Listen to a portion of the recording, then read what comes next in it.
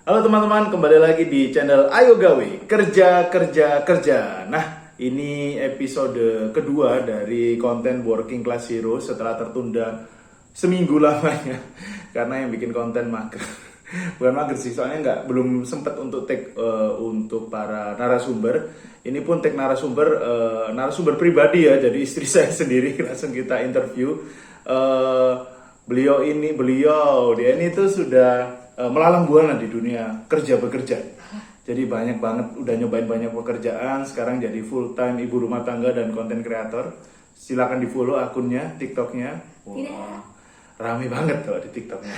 Enggak juga sih. Rame loh followernya. Dulu sempat bikin konten-konten di TikTok. Sekarang lagi fokus untuk bikin konten kalau di endorse. Oke, langsung aja kita perkenalkan narasumber kita hari ini adalah Ibu Giska.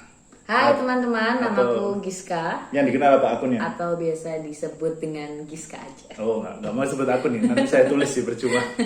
Jadi di konten Working Class Hero ini kita itu sharing seputar pengalaman kerja atau pengalaman waktu melamar kerja atau pengalaman di pekerjaan gitu. Kalau kamu mau nggak? Bukan mau sih, pasti mau lah, namanya juga bikin konten.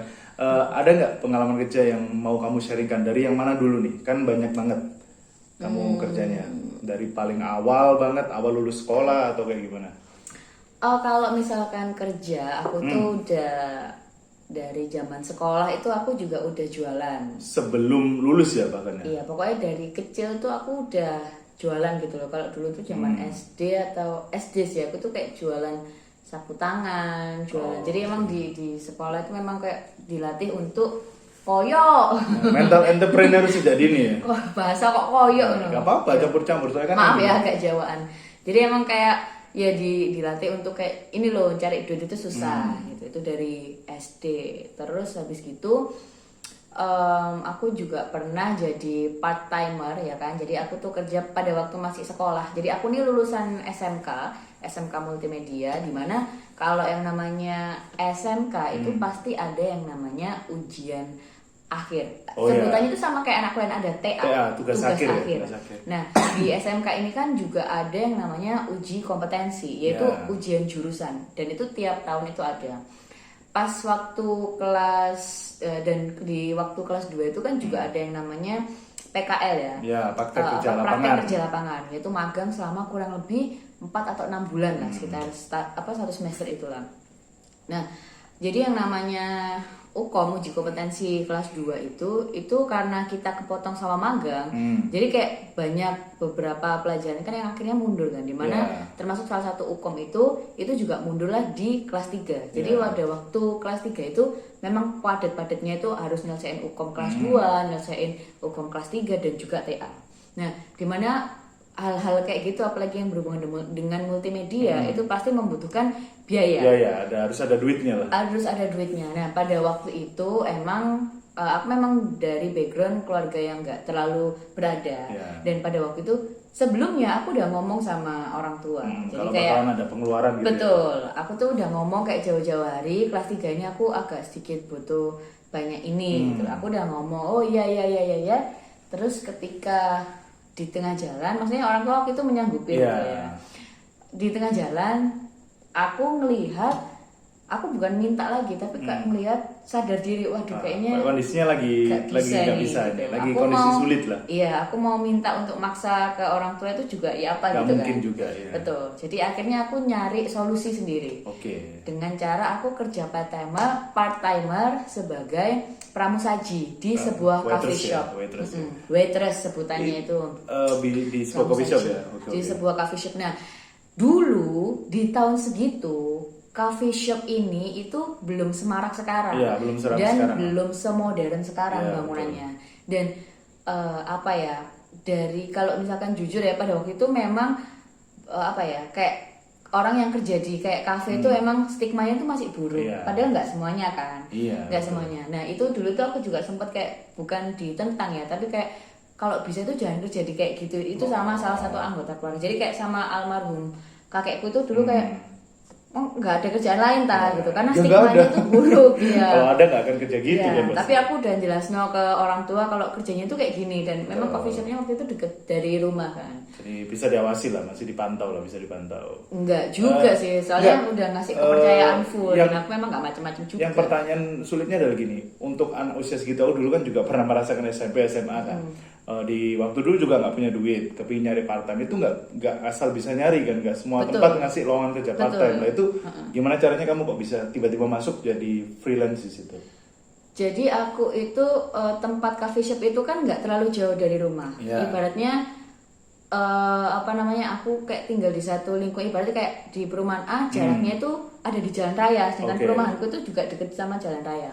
Jadi aku tuh kayak setiap melewati coffee shop itu gitu loh. Terus lebih tepatnya aku datang langsung ke coffee shop itu, terus aku nanya. Nanya.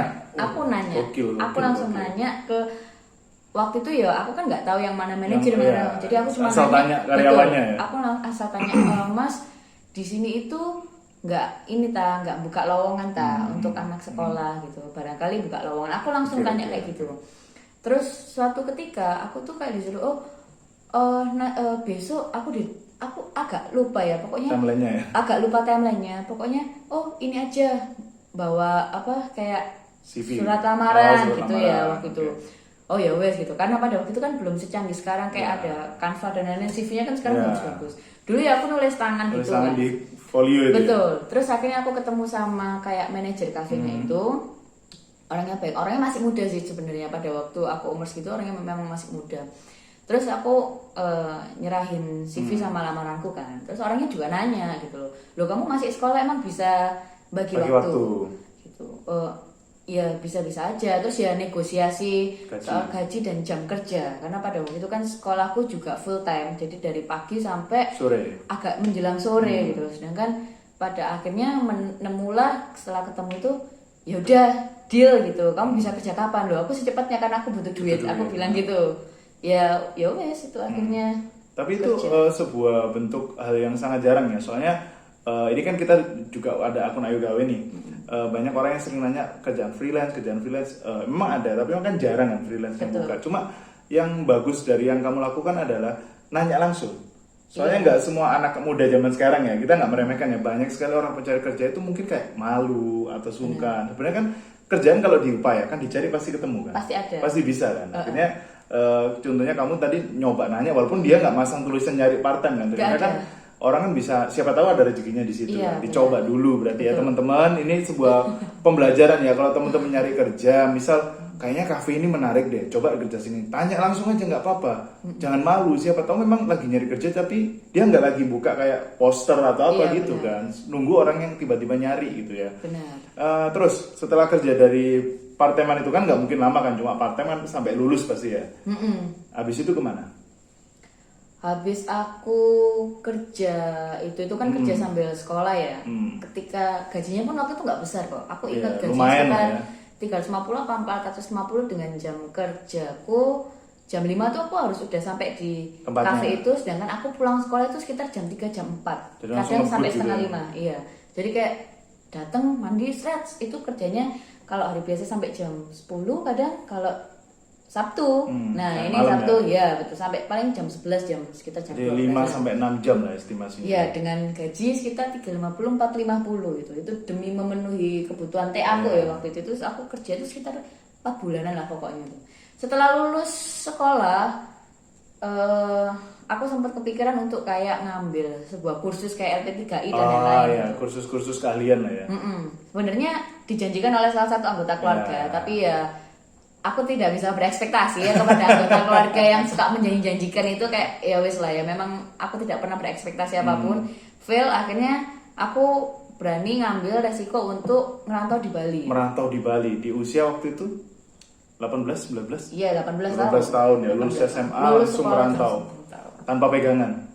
Tanpa pegangan, aku cuma tinggal sama tante, kalau hitungannya sih budeku. Bude. Tinggal di kos-kosan itu berdua. Tapi aku tidak diberikan pekerjaan. Jadi aku tuh kayak Disuruh nyari sendiri. benar, aku disuruh nyari sendiri. Dan di situ aku kayak cuman bukan dibekali ya. Jadi tanteku itu sempet yang namanya kursus les bahasa Inggris Ah. di Bali. Lah, dia sudah bayar kursus itu kan jangka panjang selamanya gitu. Iya. Dia sudah bayar, udah jadi member di sana. Cuman dia tuh cuman ibaratnya dalam waktu 1 bulan ini misalkan ya, itu ada 8 kali pertemuan ini misalkan kan ya, tapi dia tuh cuma datang 1. Nah sedangkan itu bertahan untuk selamanya gitu, si 1 Juni untuk selamanya terserah mau dipakai apa kapan gitu, sama siapa masih bisa diturunkan. Akhirnya aku disuruh ikutlah kursus itu untuk mengisi waktu luang. Iya. Terus sambil aku disuruh nyari kalau kamu ada lowongan gitu. Oh oke gitu. Jadi aku emang ke Bali itu tidak diberikan pekerjaan langsung gitu. Iya. Jadi aku memang nyari sendiri gitu. Akhirnya aku kayak ngontek-ngontek, nyari-nyari lowongan sendiri di Bali dan lain-lain gitu. Sampai akhirnya aku karena ngepost dulu zamannya Facebook dan Twitter kan, aku ngepost kalau aku tuh menunjukkan eksistensiku, aku tinggal di Bali. Siapa Oke. tahu ada teman Ada Facebookku, relasi, betul. kenalan gitu ya. Ternyata memang ada kenalan dari kakak kelasku, loh kamu di Bali tadi. Iya, terus aku ngomong, aku butuh kerjaan di sini. Aku nggak punya, ibaratnya ya aku tinggal berdua sih sama budeku, Iya. tapi budeku ini bukan tidak bisa ya, budeku sempat memang mau ngasih aku kerjaan, tapi kayaknya kamu tahu nggak sih, kayak nggak semua orang itu kayak mempercayakan, kayak aku nggak bisa ngajak kamu ke tempatku, tahu kamu sebagai anggota keluarga gitu. Iya, iya. Takutnya kamu Soalnya riskan kan. betul gitu. Soalnya Dan rawan juga. mungkin juga aku nggak bisa dilihat, jangan di divisiku lah. Kalau kamu kalau misalkan aku keras mungkin kamu baper apa gimana Iya, gitu. takutnya malah ribet kan, soalnya keluarga sendiri. Betul. Ya akhirnya aku nyari kerjaan sendiri. Itu aku ngomong, aku butuh kerjaan mas gitu. Kelasku juga. Ya dari itu, aku punya kenalan. Aku nggak bisa ngasih kamu kerjaan karena kerjaanku juga waktu itu freelancean nggak jelas gitu. Tapi aku punya kenalan gitu. Kenalan om siapa gitu, aku lupa, om Victor apa om siapa gitu. Dia penyiar radio di Bali gitu. Ya wes, mau tak ajak ketemu, mau aja gitu. Ya itu ketemu di situ lah, akhirnya aku minta Ditawari kerjaan. kerjaan. Bukan ditawari ya, aku minta kerjaan. Minta. Akhirnya dapat tapi. Dapat jadi penyiar radio. Penyiar radio sana. di Bali. Di apa itu nama radionya? Boleh di-mention?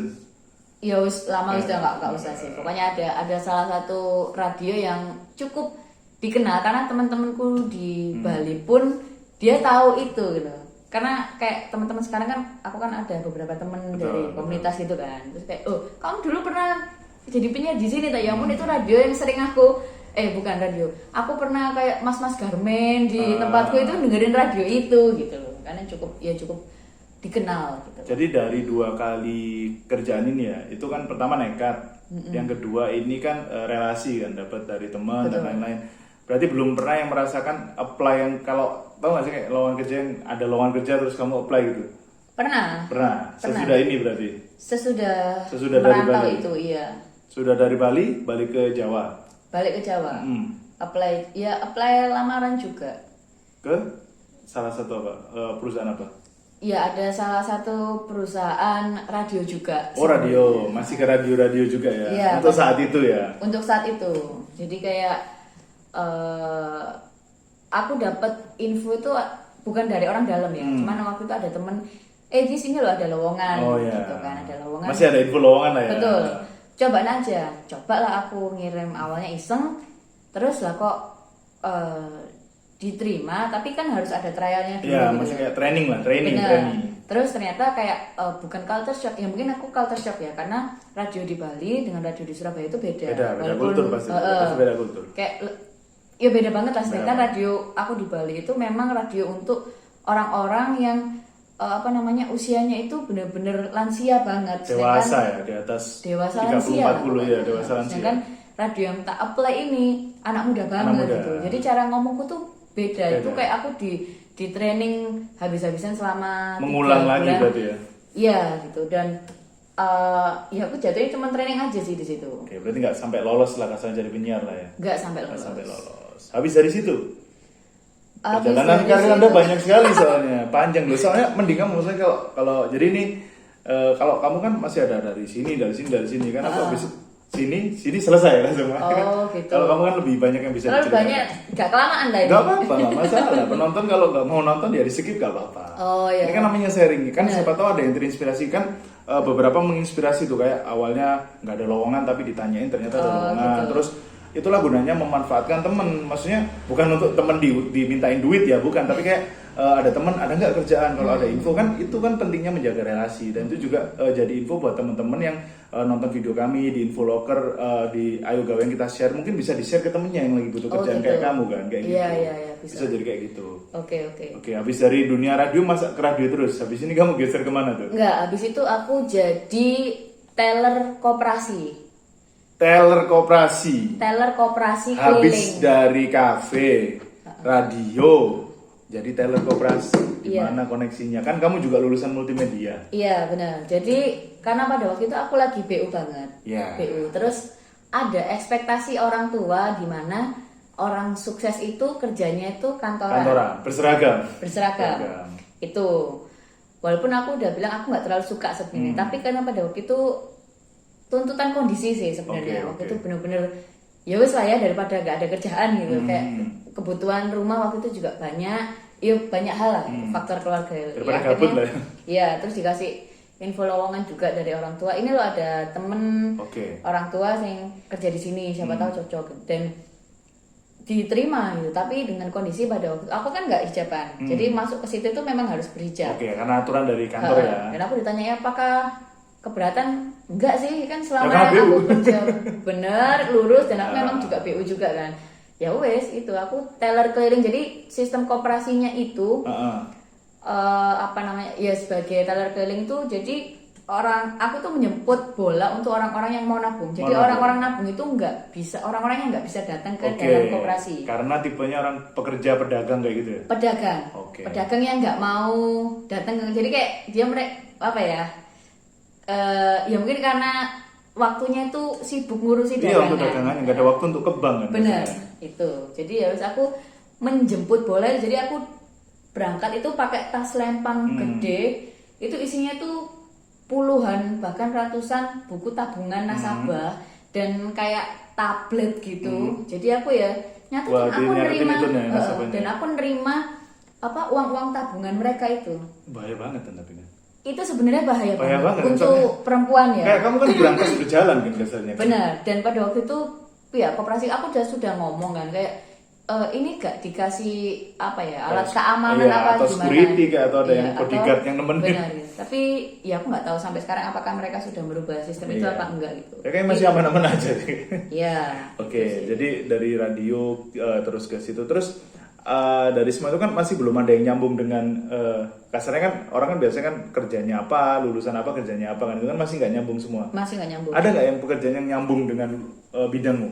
Ada. Setelah dari koperasi ini, aku ya pada akhirnya kan kayak mungkin di titik jenuh juga, Iya. terus dengan lingkungan yang toksik gitu Iya. kan. Akhirnya aku resign dan aku ngelamar ke pekerjaan yang nyambung dengan bidangku, yaitu aku jadi desain grafis di percetakan. Percetakan. Nah, Oke. itu yang masih Nyambung ya. relate Iya. banget dengan lulusanku. Ya wes itu. Akhirnya Di situ. kayak akhirnya di situ itu. Dan itu paling nyaman. Itu paling Sesuai lah. Nggak paling bisa bilang sesuai. paling nyaman lah ya. Iya, betul, paling sesuai karena pada waktu zaman sekolah pun yang waktu kelas 2 itu yang ada Oh, yang namanya PKL, ya. Nah, itu pun aku magangnya tuh di tempat percetakan juga. Siap. Jadi masih ada sambungannya. Masih ada lah, nyambung. Jadi kan gitu. perjalanan karirmu kan random banget kan. Jadi ini nggak ada nyambung. Tapi kan itu juga sebuah pelajaran buat teman-teman kalau kita nggak bisa tahu nih.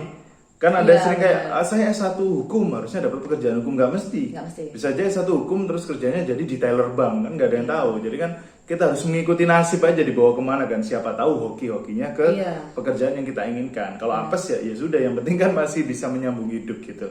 Ada nggak pesan buat teman-teman Ayo Gawe yang mungkin sekarang masih bingung nyari kerjaan atau belum dapat kerja? Ada nggak dari orang yang jatuh bangun nyari kerja sendiri kasarnya kan?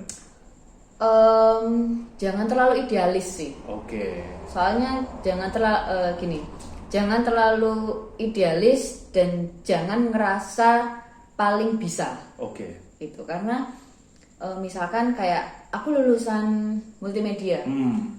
Aku nggak mau tahu, pokoknya aku harus dapat pekerjaan yang sesuai multimedia dengan banget lah. bidangku. Oke. Apalagi misalkan gini ya, aku lulusan multimedia tapi basic multimediaku itu pas-pasan.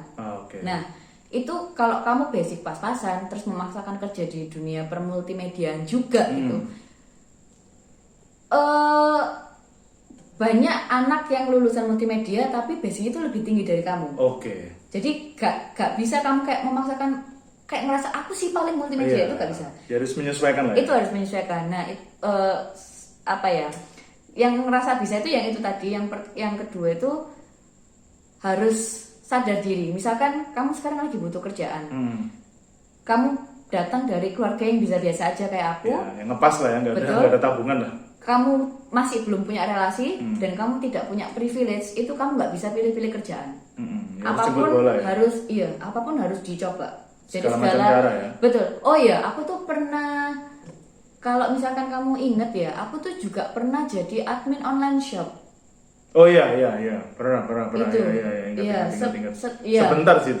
Sebentar. Aku pernah jadi. Karena lagi BU banget. BU banget, dengan gaji per bulan waktu itu cuma 600 atau 800, aku lupa itu. Per bulan dengan jam kerja dari jam 8 sampai jam 5 sore. Karena BU.